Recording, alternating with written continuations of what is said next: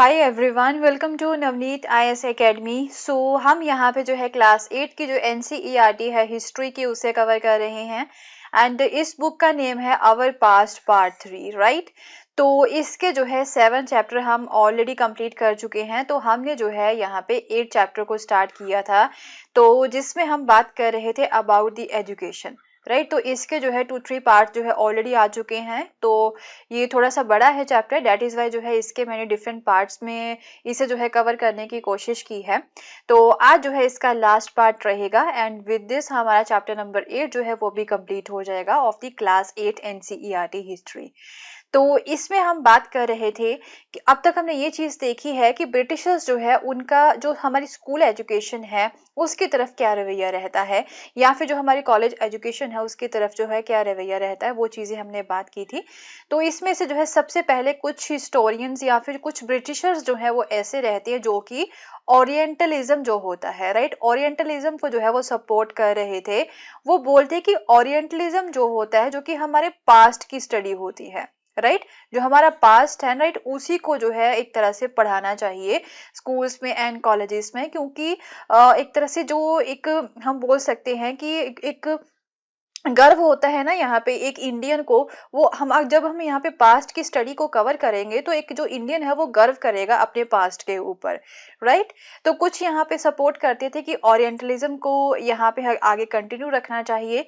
But कुछ Britishers ऐसे थे जो बोलते हैं कि जो ब्रिटिश एजुकेशन है यहाँ पे, जो मॉडर्न एजुकेशन है, राइट, वो यहाँ पे लानी चाहिए सो डैट कि इन्हें जो है थोड़ा सा सिविलाइज किया जा सके। वो चाहते थे कि इंडियन जो है वो यहाँ पे सिविलाइज नहीं है, सो डैट कि इंडियन को सिविलाइज किया जा सके। तो कई सारी स्ट्रेटजीज जो है वो लेके आते हैं। तो इवन जो है कुछ इंडियंस जो कि एजुकेटेड थे यहाँ पे, राइट, जो एजुकेटेड थे, जो कि बाहर कंट्री से पढ़ के आए थे, वो तो यहाँ पे जो है ना इस वेस्टर्न एजुकेशन को सपोर्ट करते हैं, राइट, इस वेस्टर्न एजुकेशन को जो है वो सपोर्ट करते हैं। बट जब यहाँ पे जो है एक तरह से नेशनल मूवमेंट चल रही थी तो कुछ लोग ऐसे थे, कुछ पर्सन्स ऐसे थे जो कि वेस्टर्न एजुकेशन को सपोर्ट नहीं करते हैं। तो उनके अलग अलग व्यूज यहाँ पे रहते हैं। उन्हीं व्यूज के बारे में जो है आज हम इस पर्टिकुलर वीडियो में कवर करेंगे एंड उसके बाद हमारा जो चैप्टर नंबर 8 जो है वो कंप्लीट हो जाएगा, राइट। जैसे कि महात्मा गांधी हो गए, टैगोर हो गए, उनके क्या व्यूज थे रिगार्डिंग दी वेस्टर्न एजुकेशन, या फिर जो हमारा पास्ट है, हमारी जो इंडियन एजुकेशन है उसके रिगार्डिंग वो किस तरह का जो एजुकेशन सिस्टम है इंडिया के लिए वो चाहते थे। उससे पहले मैं आपको ये बता दूं कि ये जो है मेरे टेलीग्राम चैनल का लिंक है, इस पे आपको जो है daily news articles to read जो है the Hindu and Indian Express की उसकी इंफॉर्मेशन मिलेगी। लिंक इसका जो है वो नीचे मैं डिस्क्रिप्शन बॉक्स में भी दे चुकी हूँ, डायरेक्टली वहां पे जाके आप इसे फॉलो कर सकते हो। सो चलिए स्टार्ट करते हैं विद द सेम चैप्टर। अब जो है कुछ ऐसे इंडियंस थे जो कि वेस्टर्न एजुकेशन नहीं चाहते थे, वो उसे सपोर्ट नहीं कर रहे थे। तो वो ये बोलते कि इंग्लिश एजुकेशन जो है उसने हमें गुलाम बना लिया है। महात्मा गांधी जो है वो आर्ग्यू करते हैं डैट कि जो कॉलोनियल एजुकेशन है उसके थ्रू जो है ना इंडियंस के माइंड में जो है एक इंफीरिटी की जो सेंस होती है ना वो यहाँ पे आ रही है, क्रिएट हो रही है। तो इसके थ्रू अगर उन्हें एक तरह से इंग्लिश एजुकेशन प्रोवाइड करवाई जाएगी तो वो जो है वेस्टर्न सिविलाइजेशन को सुपीरियर मानेंगे एंड हमारा जो खुद का कल्चर है इंडियंस का वो डिस्ट्रॉय हो जाएगा। उनका जो गर्व है ना अपने कल्चर के ऊपर वो डिस्ट्रॉय हो जाएगा। वो बोलती हैं कि इस एजुकेशन में जहर है, महात्मा गांधी का ऐसा बोलना था, and it was sinful and it's enslaved the Indians. तो इसने जो है इंडियंस को गुलाम बना के रखा है। Charmed by the west appreciating everything that came from the west, वो बोलती है कि ऐसा नहीं है कि हर एक चीज जो है वो गलत है वेस्ट की, बट जो भी चीज यहाँ पे वेस्ट से इंडिया में आ रही है हर एक चीज को एप्रिशिएट करते रहना, राइट, ये चीज गलत है। Okay, Indians educated in these institutions began admiring the British rule।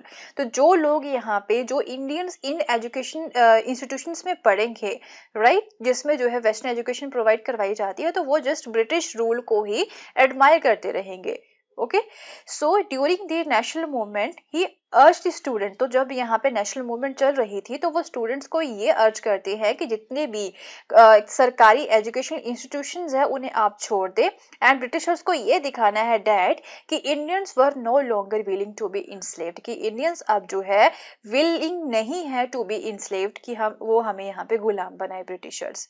तो महात्मा गांधी ये भी बोलते डैड कि इंडियन लैंग्वेजेस जो है ना वो ही एक मीडियम होना चाहिए टीचिंग का, जो मीडियम है टीचिंग का वो जो है इंडियन लैंग्वेजेस में ही जो है करवाना चाहिए, इंग्लिश जो है वो यहाँ पे मीडियम नहीं होना चाहिए टीचिंग का।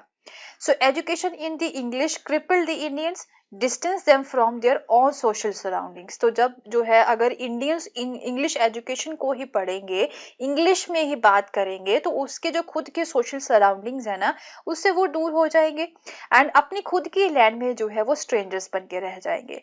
सो speaking a foreign tongue, despising local culture, the English educated did not know how to relate to the masses। तो जो English educated persons है ना उन्हें ये नहीं पता चलेगा कि आम masses जो है यहाँ पे इंडिया के उनके साथ किस तरह से रिलेट करना है। तो ये मेन कब हो रहा था, ये कब की बात है, जब यहाँ पे एक तरह से जो आज़ादी की लड़ाई है वो यहाँ पे स्टार्ट हो चुकी थी, राइट। उस समय की बात है यहाँ पे कि वो चाहते थे कि जो इंडियंस है वो इंडिया के कल्चर के साथ जो है वो टच में रहे, ऐसा ना हो कि जो इंडियंस है जिन लोगों के लिए हम लड़ाई लड़ रहे हैं वो ही जो है इंडियन, एक तरह से इंडियंस ना रहे एक्चुअल में। Okay, so western education Mahatma Gandhi said focused on reading and writing. तो वो बोलते हैं कि जो वेस्टर्न एजुकेशन का जो एजेंडा पता क्या है, कि जस्ट वो रीडिंग एंड राइटिंग इन दो चीजों के ऊपर फोकस करती है, जो प्रैक्टिकल नॉलेज होती है, जो ऑरल नॉलेज होती है ना उसके ऊपर फोकस नहीं करते हैं।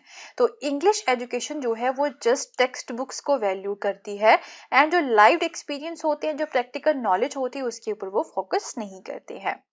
वो बोलते हैं कि एजुकेशन का मतलब क्या होता है, कि किसी पर्सन के माइंड एंड सोल को डेवलप करना।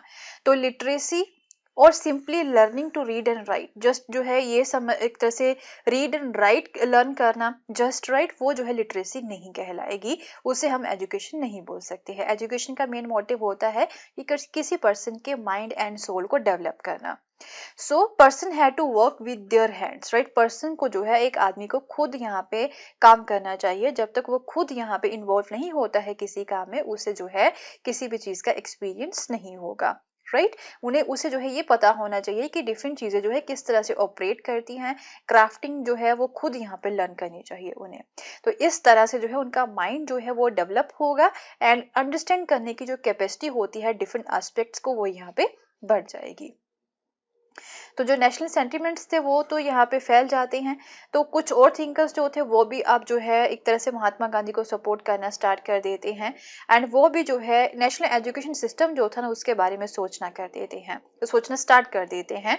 सो which would be radically different from that setup by the British. Okay, so Tagore की अगर हम बात करें, उनका एडॉब ऑफ पीस क्या था, राइट, कि शांति की गोद में बैठना जाके, वो क्या था, तो क्या एजेंडा था उनका। तो आपने शांति निकेतन के बारे में तो सुना ही होगा सभी ने, एंड क्या आपको पता है कि ये कब इस्टेब्लिश हुआ था, एंड इसे किसने जो है किया था इस्टेब्लिश। तो रविंद्रनाथ टैगोर जो है उन्होंने जो है इस इंस्टीट्यूशन को स्टार्ट किया था 1901 में। तो क्या था यहाँ पे, क्या कहानी है उनकी। जब वो बचपन में थे तो टैगोर जो है ना वो एक तो स्कूल जाना पसंद नहीं करते थे, वो जो है स्कूल जाना उन्हें काफी सफोकेटिंग एंड ओप्रेसिव जो है वो लगता था। तो उन्हें जो स्कूल है वो एक जेल के तौर पे दिखाई देती थी, एंड वो बोलते कि यहाँ पे जो है जो करना चाहते हैं ना एक्चुअल में वो नहीं कर पा रहे, वो बंधा हुआ महसूस करते थे। So children listen to the teacher. तो जब यहाँ पे वो स्कूल में थे तो बाकी बच्चे जो है वो अपने टीचर की बात जो है वो सुन रहे होते थे, तो टैगोर का जो माइंड था वो इधर उधर घूम रहा होता था, उसका मन यहाँ पे नहीं लगता था। So the experience of his school days in Calcutta, तो कलकत्ता में जो है वो यहाँ पे पढ़े थे, तो उस समय के एक्सपीरियंस को उन्होंने यहाँ पे यूज किया, अपने स्कूल डेज के एक्सपीरियंस को। तो उसी के थ्रू जो है ना एक एजुकेशन का आइडिया उन्होंने यहाँ पे क्रिएट किया, अपने खुद के एक्सपीरियंस से, अपने बचपन के एक्सपीरियंस से, कि बच्चा क्या चाहता है। तो जब वो बड़े होते हैं एंड वो जो है एक स्कूल को सेटअप करना चाहते थे, यहाँ पे बच्चे जो है वो खुश रहे, राइट, एंड फ्री जो है वो फील करे एंड जो है क्रिएटिव फील करे, and where she was able to explore her own thoughts and the desire. तो ऐसा स्कूल होना चाहिए यहाँ पे वो खुद के थॉट्स एंड डिजायर को एक्सप्लोर कर सके, राइट। सो टैगोर ये फील करते थे कि चाइल्डहुड जो समय होता है वो एक ऐसा समय होता है वो जिसे हम सेल्फ लर्निंग का टाइम बोल सकते हैं, कि बच्चे जो है खुद यहाँ पे जो है एक तरह से लर्न करना चाहिए बच्चों को। सो ये कैपेसिटी बच्चों के बीच में हमें खुद क्रिएट करनी है। So outside the rigid and restricting discipline of the schooling system setup by the British, on the other hand वो बोलते हैं कि ब्रिटिशर्स ने जो स्कूल सिस्टम यहाँ पे सेटअप किया है, जो कि काफी जिसमें रिस्ट्रिक्शंस है, डिसिप्लिन है, उसमें बच्चा जो है वो सेल्फ लर्न नहीं कर सकता है, वो क्रिएटिव नहीं हो सकता, उसका माइंड जो है वो ग्रो नहीं हो सकता है। एंड दूसरी तरफ जो टीचर्स है उनके अकॉर्डिंग उन्हें भी इमेजिनेटिव होना चाहिए, बच्चे को समझना चाहिए and help the child develop her curiosity, right. तो बच्चे की जो क्यूरियोसिटी होती है ना उसे डेवलप करने में बच्चे की मदद करनी चाहिए। So according to Tagore the existing schools जो है ना वो नेचुरल डिजायर जो होती है बच्चे की टू बी क्रिएटिव, वो यहाँ पे खत्म हो जाती है इस तरह के स्कूल सिस्टम में जिसमें डिसिप्लिन होता है, रिस्ट्रिक्शंस होती हैं, राइट। तो वो बोलते हैं कि जो टैगोर ये बोलते हैं कि जो क्रिएटिव लर्निंग है फिर वो कहाँ पे जो है एक तरह से इनकरेज हो सकती है, कौन से एरिया में। तो वो बोलते हैं कि ओनली नेचुरल इन्वायरमेंट जो है ना, अगर इस जगह पे कोई स्कूल है तो वहीं पे जो है बच्चे की जो लर्निंग है वो क्रिएट हो सकती है, मीन जो है वो क्रिएटिव हो सकता है, राइट। क्रिएटिव लर्निंग कहाँ पे इंकरेज की जा सकती है, only with in the natural environment. तो उन्होंने क्या किया कि कलकत्ता से 100 किलोमीटर दूर जाके जो है ना एक गांव जैसा जो एरिया था, रूरल सेटिंग थी, वहां पे स्कूल इन्होंने सेटअप किया। तो इसे जो है वो एडॉब ऑफ पीस बोलते थे, यहाँ पे शांति है, राइट, एंड उसे जो है वो शांति निकेतन का नाम देते थे। एंड यहाँ पे बच्चे जो है वो नेचर की गोद में रह सकते हैं एंड एक तरह से जो बच्चे हैं वो खुद अपनी जो नेचुरल क्रिएटिविटी है वो क्रिएट कर सकते हैं। सो अगर हम दोनों की बात करें, महात्मा गांधी एंड टैगोर दोनों के व्यूज की अगर हम बात करें रिगार्डिंग द नेशनल एजुकेशन, तो उनके थॉट्स जो है काफी हद तक मिलते जुलते हैं, बट हाउएवर डिफरेंसेस भी हैं यहाँ पे। क्योंकि अगर गांधी जी की बात करें वो वेस्टर्न सिविलाइजेशन से जो है काफी ज्यादा एक तरह से चिड़े हुए थे, काफी हाईली क्रिटिकल थे वो वेस्टर्न सिविलाइजेशन के, एंड जो वो बोलते कि मशीन्स की एंड टेक्नोलॉजी की ही वो पूजा करते हैं, तो ये चीज उन्हें पसंद नहीं थी। On the other hand Tagore जो है वो बोलते कि मॉडर्न वेस्टर्न सिविलाइजेशन को जो है कंबाइन करना होगा हमें with the Indian tradition, right. दोनों ही चीजें जो है बच्चों को पता होनी चाहिए। तो वो बोलते कि साइंस एंड टेक्नोलॉजी जो है वो भी यहाँ पे शांति निकेतन में पढ़ाया जाना चाहिए along with the art, music and the dance, okay.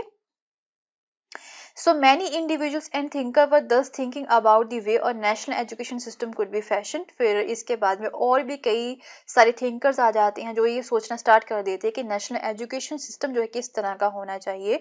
कुछ यहाँ पे एक तरह से जो ब्रिटिशर्स ने सेटअप किया था एजुकेशन सिस्टम उसी में चेंजेस लाना चाहते थे, एंड वो ये बोलते थे कि ये जो एजुकेशन सिस्टम है ना तो वो वाइडर सेक्शन ऑफ पीपल की पहुंच तक होना चाहिए, जो जो लोग यहाँ पे नहीं पढ़ पा रहे हैं ना वो भी यहाँ पे एक तरह से एबल होने चाहिए to study in the schools. तो कुछ यहाँ पे बोलते हैं कि ऑल्टरनेटिव सिस्टम यहाँ पे क्रिएट करना होगा, सो डैट की जो है एक तरह से ऐसा कल्चर वहां पे हो उस स्कूल में जो कि टोटली नेशनल हो, जिसके थ्रू जो है बच्चे अपने नेशनल प्राइड को भी समझ सके, okay. So who was to define what was truly national. तो अब जो है ना ये क्वेश्चन अराइज होता है कि एक्चुअल में नेशनल क्या है, फिर ऐसा कौन सा फीचर होना चाहिए स्कूल में कि जिसे हम नेशनल बोल सकते हैं। तो इसके ऊपर जो है नेशनल एजुकेशन के ऊपर जो डिबेट है ना वो आज भी इवन काफी सालों के बाद में भी जो है, इंडिपेंडेंस के काफी सालों के बाद में भी जो है कंटिन्यूड है, राइट।